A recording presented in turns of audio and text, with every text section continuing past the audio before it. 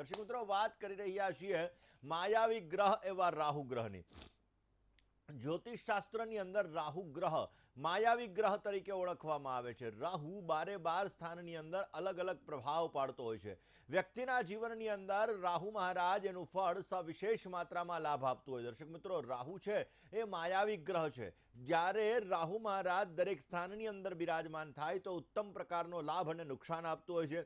Share બજારમાં સફળતા જોઈએ છીએ, સારો બિઝનેસમેન બનવું છે, સારા રાજકારણી બનવું છે, કોઈ પણ કાર્યક્ષેત્ર હોય કે કોઈ પણ જગ્યા હોય એની અંદર તમારે એક્સિડેન્ટલી સફળતા જોતી હોય, કોઈ પણ વ્યક્તિ છે એ ટોચ ઉપર પહોંચવા માટે હંમેશા રાહુ ગ્રહનો સપોર્ટ હોવો બહુ જ જરૂરી છે.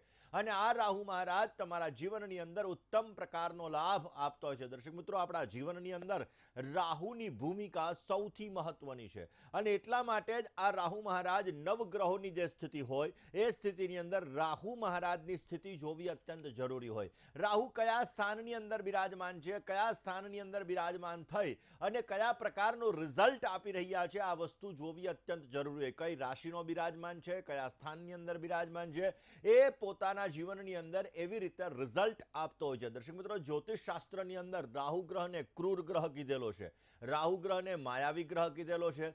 જો કુંડલીની અંદર રાહુ અશુભ સ્થાનની અંદર બિરાજમાન થઈ જાય તો માનસિક બેચેની આપે છે, મનની ચંચલિતતા આપે છે, મેન્ટલી ડિસ્ટર્બન્સ ક્રિએટ કરાવે છે, આર્થિક તંગીનો આપણે સામનો કરવો પડે છે. રાહુ અને કેતુ ભલે છાયાગ્રહ રહ્યા પરંતુ એના જીવનની અંદર, આપણા જીવનની અંદર એનો સવિશેષ માત્રામાં પ્રભાવ પડતો હોય છે. દર્શક મિત્રો, રાહુ મહારાજ કુંડલીની અંદર કયા સ્થાનની અંદર બિરાજમાન છે એ સ્થાન મુજબ આપણા જીવનની અંદર શુભ અને અશુભ પ્રભાવો પડતા હોય છે. દર્શક મિત્રો, રાહુ મહારાજ ક્યાંક ને ક્યાંક જોવા જઈએ તો અલગ અલગ સ્થાનોની અંદર જાતકને યશસ્વી પણ બનાવતા હોય છે. રાહુ મહારાજ જાતકને સારો લાભ પણ બનાવતા હોય. પહેલું સ્થાન, જેને દેહ ભુવનનું સ્થાન કહેવામાં આવે, જેને લગ્નનું સ્થાન કહેવામાં આવે, આ સ્થાનની અંદર જ્યારે રાહુ મહારાજ બિરાજમાન હોય તો વ્યક્તિ ક્યાંક ને ક્યાંક માનસિક રોગી હોય છે. એટલે કે મેન્ટલી ક્યાંક ને ક્યાંક અમુક સમયે એને એકલું રહેવું વધારે પડતું ગમતું હોય છે. મસ્તકની પીડાઓ વારંવાર એને સતાવતી રહેતી હોય છે. 24 અવર્સ 24 કલાક એનું મગજ ચાલુ ને ચાલુ હોય. આપણને એમ વિચાર આવે કે આ શું વિચારો કરતો હશે. ધ્યાન કરવા માટે બેસે, પૂજા કરવા માટે બેસે, કામ કરવા માટે બેસે તો એનો મગજ સતત બીજે ચાલતો રહેતો હોય તો સમજી લેવાનું કે પહેલા સ્થાનની અંદર રાહુ મહારાજ બિરાજમાન છે. પહેલા સ્થાનની અંદર રાહુ મહારાજ બિરાજમાન હોય તો નેગેટિવ વિચારધારાઓનું પ્રમાણ સવિશેષ માત્રામાં રહેતું હોય છે. રોગોનું પ્રમાણ પણ અમુક સમયાંતરે આવતું રહેતું હોય છે. પરંતુ આ રોગો નાના હોય છતાં પણ એના મનની અંદર મોટી વસ્તુઓનો સંચાર કરાવે. જેના પહેલા સ્થાનની અંદર રાહુ હોય આવા વ્યક્તિઓને ગુસ્સાનું પ્રમાણ ઝડપથી આવી જતું હોય છે અને ઝડપથી ગુસ્સો શાંત પણ થઈ જતો હોય છે. જે લોકોના પહેલા સ્થાનની અંદર રાહુ મહારાજ છે આવા વ્યક્તિઓ પોતાના જીવનની અંદર સારી સફળતા પ્રાપ્ત કરવા માટે ગળાની અંદર ચાંદીનો ચોરસ ટુકડો ધારણ કરવો જોઈએ. ગળામાં ચાંદીનો ચોરસ ટુકડો ધારણ કરવાથી રાહુની પોઝિટિવ અસર મળી શકે છે. કારણ કે રાહુ એ મસ્તક છે.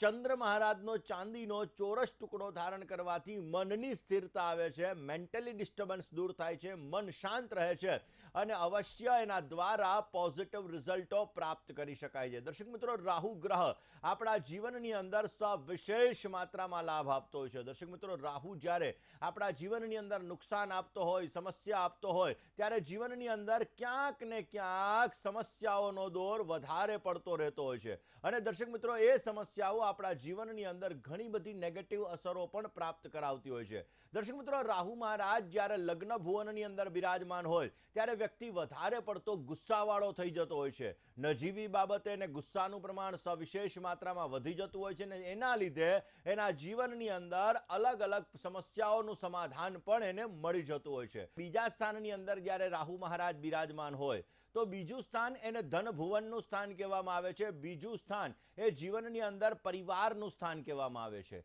બીજું સ્થાન એ વાણીનું પણ સ્થાન કહેવામાં આવે છે અને આ સ્થાનની અંદર જ્યારે રાહુ મહારાજ બિરાજમાન હોય તો વ્યક્તિને નાની નાની બીમારીઓનું પ્રમાણ સવિશેષ માત્રામાં રહેતું હોય છે. આવા વ્યક્તિઓ ક્યાંક ને ક્યાંક જોવા જઈએ તો જીવનની અંદર બીજા સ્થાનની અંદર રહેલો રાહુ ઉચ્ચ રાશિની અંદર બિરાજમાન હોય એટલે કે સારો હોય તો પોઝિટિવ રિઝલ્ટ આપે છે. નાણાકીય સફળતા ઉત્તમ પ્રકારની આપે છે. પરિવાર સાથે વૈચારિક મતભેદ તો રહે છે, પરંતુ જીવનની અંદર પોતે ઘણા બધા આગળ વધી શકે છે. જે લોકોનો રાહુ ત્યાં નીચસ્થ બિરાજમાન છે, ખરાબ છે, આવા લોકો દુર્ભાગ્યશાળી હોય છે. આવા વ્યક્તિઓના જીવનની અંદર ઘણા બધા ખરાબ વિચારો આવતા હોય છે ને એ ખરાબ વિચારોના કારણે એના જીવનની અંદર સમસ્યાઓનો દોર વધી જતો હોય છે. બીજા સ્થાનની અંદર રહેલો રાહુ, કારણ કે વાણીનું સ્થાન છે, કટુ વાક્ય બોલનાર હોય છે.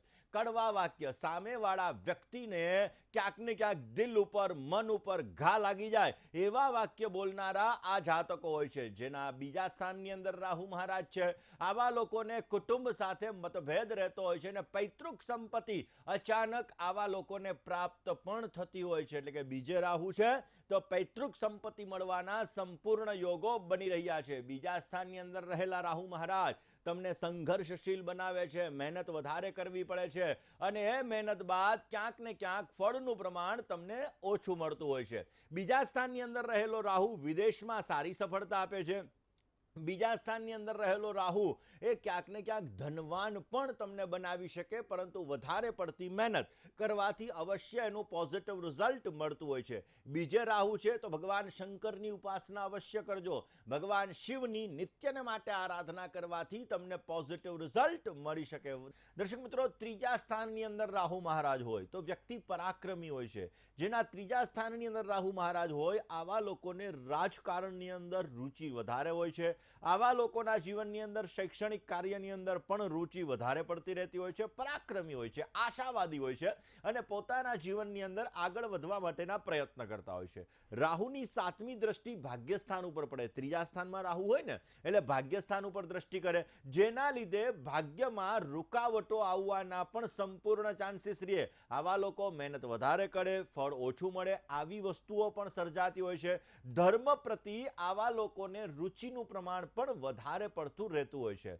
આવા લોકોના જીવનની અંદર જો રાહુ મહારાજ ખરાબ હોય તો દુઃખ અપાવે, કષ્ટ અપાવે, સમસ્યાઓ અપાવે, કાર્યની અંદર રૂકાવટો અપાવે અને આવા લોકોના જીવનની અંદર ક્યાંક ને ક્યાંક સમસ્યા ઉત્પન્ન થતી હોય છે. ત્રીજે રાહુ મહારાજ બિરાજમાન છે તો તમારે કયો ઉપાય કરવો જોઈએ? બની શકે ત્યાં સુધી માછલીઓને તમારે ઘઉંનો લોટ અને ગોળ આ બંને વસ્તુ મિક્સ કરીને અર્પણ કરવી જોઈએ. પોઝિટિવ રિઝલ્ટ મળી શકશે. ચોથા સ્થાનમાં રાહુ મહારાજ છે તો વ્યક્તિ અસંતોષી હશે. આવા વ્યક્તિને ક્યાંક ને ક્યાંક માતા સાથે વૈચારિક મતભેદોનું પ્રમાણ રહેતું હોય અથવા માતાનું સુખ ઓછું મળતું હોય અથવા માતાને શારીરિક પીડાનું પ્રમાણ પણ રહેતું હોય છે. આવા લોકોના જીવનની અંદર ક્યારેક મનની અંદર ઘણા બધા કુભાવો પણ ઉત્પન્ન થતા હોય છે. ચોથા સ્થાનની અંદર રહેલો રાહુ જમીન મકાનમાં સારો લાભ આપતો હોય છે. આવા લોકો ક્યાંક ને ક્યાંક મગજથી થોડા ઘણા ક્રૂર હોય છે. ક્યારેક છલ કપટ કરવા વાળા પણ મનમાં વિચારો આવી જતા હોય છે. આવા લોકોના મનની અંદર સારો લાભ મળી શકે એ માટે માતાથી દૂર રહી અને પોતે પોતાના કાર્યસ્થળની અંદર કાર્ય કરે તો અવશ્ય પોઝિટિવ રિઝલ્ટ મળે. નિત્ય ભગવાન શિવની પૂજા, શિવ ઉપર બિલ્વપત્ર અર્પણ કરવાથી અવશ્ય પોઝિટિવ રિઝલ્ટ મળતું જણાશે. વાત કરીએ દર્શક મિત્રો 5મા સ્થાનની અંદર રાહુ મહારાજની. દર્શક મિત્રો, 5મું સ્થાન જેને આપણે સંતાનનું સ્થાન કહીએ છીએ, આ સ્થાનની અંદર જ્યારે રાહુ મહારાજ હોય તો વ્યક્તિને અભિમાનનું પ્રમાણ વધારે આવી જતું હોય છે. આવા વ્યક્તિને પ્રસિદ્ધિ ઝડપથી મળતી હોય પરંતુ અભિમાન વધારે પડતું આવી જાય. આવા વ્યક્તિઓના જીવનની અંદર ક્યાંક ને ક્યાંક જોવા જઈએ તો મહેનત વધારે કર્યા બાદ એને સફળતા સારી એવી પ્રાપ્ત થઈ શકતી હોય છે. જો રાહુ તમારો ખરાબ છે તો જીવનની અંદર સમસ્યાઓ ઉત્પન્ન કરાવડાવે છે. કામકાજમાં રૂકાવટો થાય છે, પ્રેમ સંબંધોમાં તકલીફ થાય છે, સંતાન સાથે વૈચારિક મતભેદો ઉત્પન્ન થાય છે અને ક્યાંક ને ક્યાંક પેટને લગતા રોગોનું પ્રમાણ પણ રખાવડાવે છે. તો એના માટે કયો ઉપાય કરવો જોઈએ? જેનો 5મા સ્થાનની અંદર રાહુ છે, પોઝિટિવ રિઝલ્ટ જોઈએ છીએ. આવા લોકોએ ભગવાન શિવ ઉપર દર મહિનાની શિવરાત્રિના દિવસે લઘુ રુદ્રાભિષેક અવશ્ય કરવો જોઈએ. પોઝિટિવ રિઝલ્ટ મળી શકશે. દર્શક મિત્રો, 6ઠા સ્થાનની અંદર જ્યારે રાહુ મહારાજ હોય તો વ્યક્તિને દીર્ઘાયુ બનાવે છે. આવા વ્યક્તિઓ પોતાના શત્રુઓ ઉપર વિજય મેળવી શકતા હોય છે અને આવા વ્યક્તિઓ સાહસી પણ વધારે હોય છે. વિશ્વાસ રાખવાવાળા અને વિશ્વાસ કરવાવાળા અવશ્ય આવા લોકો સારો એવો લાભ પણ મેળવી શકતા હોય છે.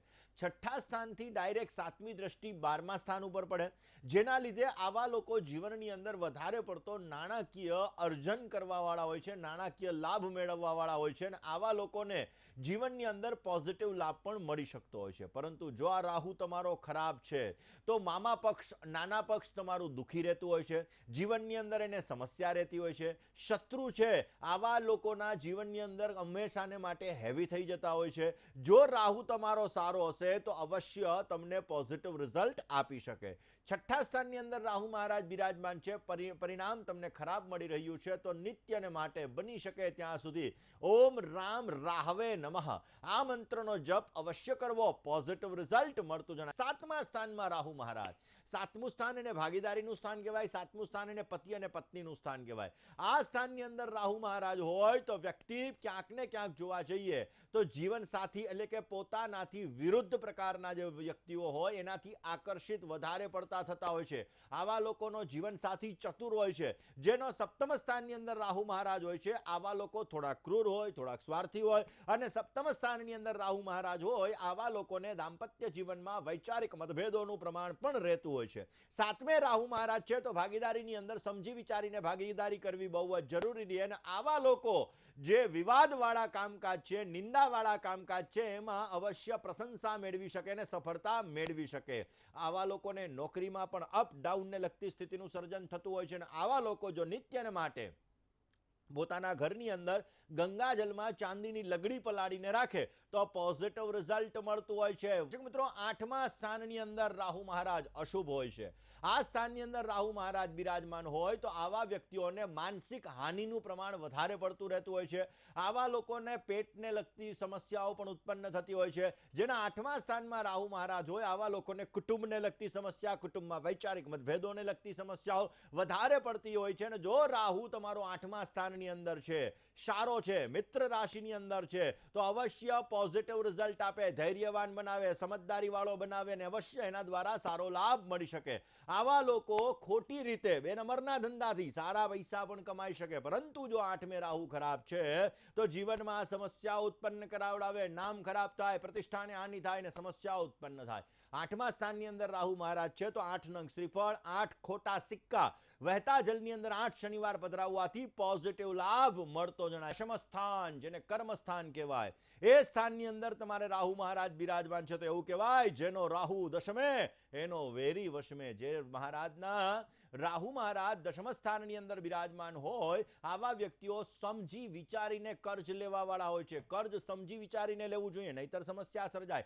દશમે રાહુ તમારા દુશ્મનોથી તમને લાભ આપી શકે એમ છે, દુશ્મનોને બેસાડી શકે એમ છે. દશમે રાહુ ધન અને નાણાકીય લાભ, જમીન મકાનનું સુખ તમને સારું પણ આપી શકે. પરંતુ દશમે રાહુ જો ખરાબ હોય તો સમસ્યાઓ વધારે પડતી સર્જાવે, મહેનત વધારે કરો, ફળનું પ્રમાણ ઓછું મળે. ક્યારેક ઝઘડાલુ વ્યક્તિ પણ દશમા સ્થાનની અંદર રાહુ મહારાજ વાળા હોય છે. ભગવાન શંકરની પૂજા નિત્યને માટે કરવાથી પોઝિટિવ રિઝલ્ટ મળી શકે. દર્શક મિત્રો, 11મા સ્થાનની અંદર રાહુ મહારાજ હોય તો આવા લોકો ક્યાંક ને ક્યાંક પ્રસિદ્ધ બની શકે છે, વ્યવસાયની અંદર સારો લાભ મેળવી શકે છે. અને આવા લોકોના સંતાનને થોડું ઘણું કષ્ટ પણ રહેતું હોય છે. આવા લોકો જીવનની અંદર ક્યારેક કર્જદાર, જો રાહુ ખરાબ હોય તો કર્જદાર થઈ શકે અને ઝઘડાલુ પણ થઈ જતા હોય છે. 11મા સ્થાનમાં રાહુ હોય તો ભગવાન શિવની ઉપાસના અવશ્ય કરવી જોઈએ. 12મા સ્થાનની અંદર રાહુ મહારાજ, 12મા સ્થાનની અંદર રાહુ મહારાજ હોય આવા વ્યક્તિઓને ઘણી બધી દુઃખ, ઘણી બધી સમસ્યાઓ પછી એને સફળતા મળતી જણાય છે. ક્યારેક બીમારીના યોગ પણ બનતા હોય છે.